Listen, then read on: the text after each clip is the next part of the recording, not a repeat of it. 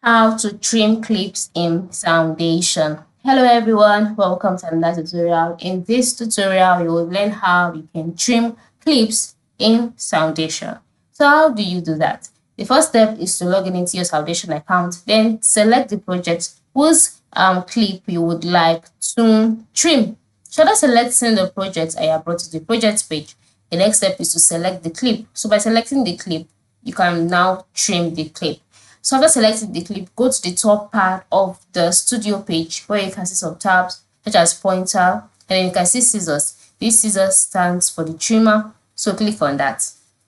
So after clicking on the scissors, just go ahead and select the area that you would like to clip this way, and then by selecting it, the area would be there would be a trim already. As you can see, there are spaces already on each of the parts of the clip, and then once that is done, you can now select the part that you want to delete. This way those parts can be easily deleted. Okay, I'm just going to do that now. So I've selected one of the parts that I have trimmed, and then by clicking delete, you can see that that part is no longer there.